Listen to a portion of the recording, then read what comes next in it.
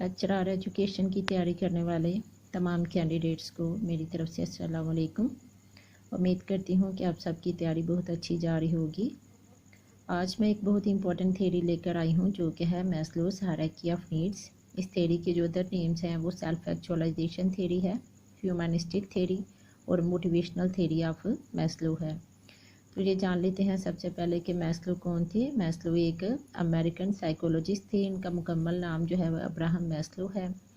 आपने अपनी थ्योरी में जो वर्ड यूज़ किया है जहाँ पे हायरार्की, तो हायरार्की का मतलब होता है लोअर टू हायर जाना या सिंपल से कॉम्प्लेक्स की तरफ जाना। चूँकि आपने यहाँ पे बात की थी नीड्स की, तो नीड्स जो हैं वो सिंपल से कॉम्प्लेक्स की तरफ जाती हैं, इसलिए आपने अपनी थ्योरी में हायरार्की का वर्ड यूज़ किया है। अब्राहम मैस्लो के मुताबिक, या इस थ्योरी की जो मैं अब समरी आपको बताने लगी हूँ कि अब्राहम मैस्लो के मुताबिक there are 5 stages of human needs, कि इंसान की ज़रूरियात की 5 स्टेजेस हैं। जब एक स्टेज फुलफ़िल हो जाती है तो एक इंडिविजुअल जो है वो try to fulfil another one, कि जब इंसान की एक ज़रूरत पूरी हो जाती है तो इंसान फिर उसके बाद दूसरी स्टेज को पूरा करने की कोशिश करता है।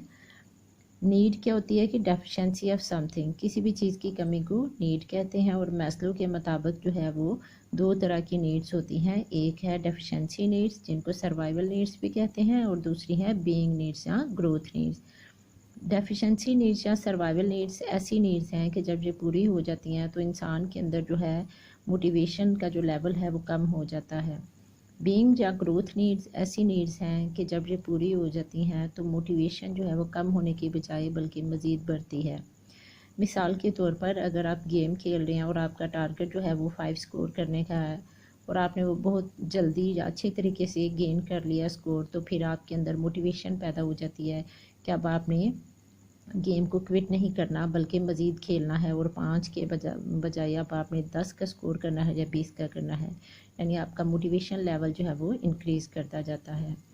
मैस्लो ने जो 5 स्टेजेस बताई हैं ह्यूमन नीड्स की, सबसे पहले फिजियोलॉजिकल नीड्स हैं, दैन सेफ्टी नीड्स हैं, लव एंड बिलोंगिंगनेस है, सेल्फ एस्टीम है और सेल्फ एक्चुअलाइजेशन है। अब इन स्टेजेस की 1 बाय 1 एक्सप्लेनेशन देख लेते हैं। सबसे पहले जैसे कि मैंने आपको बताया फिजियोलॉजिकल नीड्स हैं जिनको बॉडी नीड्स भी कहते हैं। These are most important needs that must be fulfilled first. Maslow के मुताबिक ये ऐसी ज़रूरियात हैं इंसान की जो कि सबसे पहले पूरी होना चाहिए। इनमें बेसिकली जो नीड्स हैं वो रोटी कपड़ा और मकान की नीड्स हैं, कि इंसान जो है किसी मतलब दूसरी चीज़ के बारे में सोच ही नहीं सकता जब तक इसकी रोटी कपड़ा और मकान की ज़रूरियात पूरी ना हो। मिसाल के तौर पर आपके पास 2 बच्चे हैं, एक जो है उसको खाना नहीं मिला हुआ और एक जो है वो अपने बेसिक नीड्स जो है रोटी कपड़ा और मकान की फुलफ़िल करने के बाद आपके पास आया है। आप दोनों बच्चों को जो है वो टॉयज़ देते हैं, तो आप ऑब्ज़र्व करेंगे कि वो बच्चा जिसकी रोटी कपड़ा और मकान की ज़रूरियात पूरी नहीं हुई वो टॉयज़ को भी एक्सेप्ट नहीं करेगा, जबकि वो बच्चा जिसकी रोटी कपड़ा और मकान की ज़रूरियात पूरी हो चुकी हैं वो इजीली टॉयज़ को एक्सेप्ट करेगा, उनके साथ खेलना शुरू कर देगा। यानी कि ये बेसिक नीड्स हैं जिनको सबसे पहले फुलफ़िल होना ज़रूरी है। इसके अलावा इसमें जो है वो फूड, वाटर, एयर और स्लीप और सेक्स, ये सारी नीड्स जो हैं ये फिजियोलॉजिकल नीड्स या बॉडी नीड्स में शामिल हैं। नेक्स्ट जो है वो सेफ्टी या सिक्योरिटी नीड्स हैं। मैस्लो के मुताबिक फिजियोलॉजिकल नीड्स के बाद जो है वो सेफ्टी नीड्स या सिक्योरिटी नीड्स का पूरा होना ज़रूरी है। एक इंसान जो है वो चाहता है कि उसको जॉब सिक्योरिटी मिले, प्रॉपर्टी सिक्योरिटी मिले, फाइनेंशियल सिक्योरिटी मिले, हेल्थ की सिक्योरिटी मिले और पर्सनल सिक्योरिटी मिले।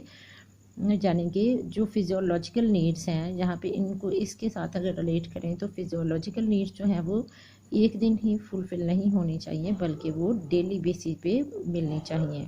ऐसा ना हो कि एक दिन खाने को मिले और दूसरे दिन खाने को ना मिले। थर्ड स्टेज जो मैस्लो ने बताई है हायरार्की ऑफ नीड्स में, वो लव एंड बिलोंगिंगनेस नीड्स हैं।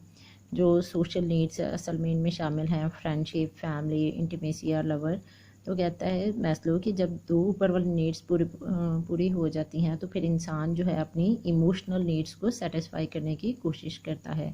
इंसान चाहता है कि वो दूसरों को चाहे और दूसरे भी इसको चाहें, यानी बिलोंगिंगनेस जो है वो इसमें आ जाती है। Actually now man wants to release his anxiety और टेंशन, कि जब इंसान की जो रोटी कपड़ा और मकान की जो ज़रूरियात हैं वो पूरी होती हैं और डेली बेसिस पे पूरी होती हैं, तो फिर इंसान जो है वो अपनी एंग्जाइटी या टेंशन लेवल को कम करने के लिए लव और बिलोंगिंगनेस की नीड्स में एंटर हो जाता है। नेक्स्ट जो फोर्थ स्टेज है वो सेल्फ एस्टीम नीड्स हैं कि at this stage a man wants respect and appreciation from others for his work. इंसान जो है वो चाहता है कि उसने जो भी काम किया है इसके लिए लोग उसको अप्रिशिएट करें और उसकी रिस्पेक्ट करें। इसमें मास्टरी और डोमिनेंस के इंसान जो है वो चाहता है कि वो चीज़ों को मास्टर करे और दूसरों से डोमिनेंट भी हो। फर्स्ट पोजीशन जैसे लेने की इंडिविजुअल जो है वो कोशिश करते हैं। फिर इसी तरह से अचीवमेंट है और फिर इंडिपेंडेंस है, स्टेटस पाने की इंसान कोशिश करता है। जैसे कुछ लोग जो है वो डोनेट करके कोई ना कोई चीज़ बनाते हैं और मकसद यही होता है कि लोग उनको पहचानें या उनको सराहें। तो ये फोर्थ स्टेज है। सबसे पहले जैसे मैंने आपको बताया, सबसे पहले फिजियोलॉजिकल नीड्स हैं। फर्स्ट पे जो फिजियोलॉजिकल नीड्स हैं, नंबर 2 पे सेफ्टी और सिक्योरिटी, थर्ड पे लव एंड बिलोंगिंगनेस, 4 पे सेल्फ एस्टीम नीड्स और फिफ्थ पे जो हैं वो सेल्फ एक्चुअलाइजेशन नीड्स हैं। These are highest in Maslow hierarchy of needs कि मैस्लो ने जो नीड्स की हायरार्की पेश की थी उसमें हाईएस्ट जो हैं वो सेल्फ एक्चुअलाइजेशन नीड्स हैं। और ये मैस्लो के मुताबिक ये वो नीड्स हैं जिनमें बहुत ही कम लोग इस स्टेज पे एंटर होते हैं। These are associated with the self growth, self potential and purpose of life. कि इस स्टेज पे मैस्लो के मुताबिक इंसान सोचता है कि लोगों ने तो आपको जान लिया है, अब हम खुद को जानने की कोशिश करें। यानी कि इस स्टेज पर इंसान जो है वो सोचता है, अपने से क्वेश्चन करता है, हु एम आई और what is the purpose of life. सादा अल्फाज में मैं आपको बताऊं कि ये वो स्टेज है जिसमें इंसान जो है अपनी ज़िंदगी में जो बनना चाहता है या जो होना चाहता है वो बन जाता है, वो हो जाता है।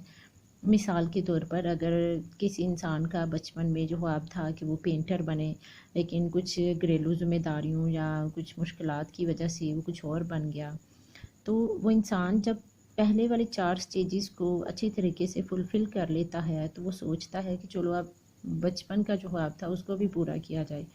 तो वो ख्वाब जो उसका था कि पेंटर बनना चाहता था या जो भी उसका ख्वाब था, अब उसको पूरा करने की कोशिश कर रहा है, तो इट मीन्स कि वो सेल्फ एक्चुअलाइजेशन स्टेज में एंटर हो चुका है।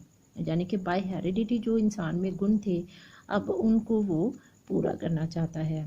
What a man can be he must be, इंसान जो बन सकता है, जो हो सकता है, वो उस बन जाता है इस स्टेज पर। उम्मीद करती हूँ कि आपको मेरी ये वीडियो ज़रूर पसंद आई होगी। इंशाल्लाह अपनी नेक्स्ट वीडियो में मैं मैस्लो की हायरार्की ऑफ नीड्स या मैस्लो की जो मोटिवेशनल थ्योरी थी इस पर क्रिटिसिज्म लेकर आऊँगी। अल्लाह हाफिज़।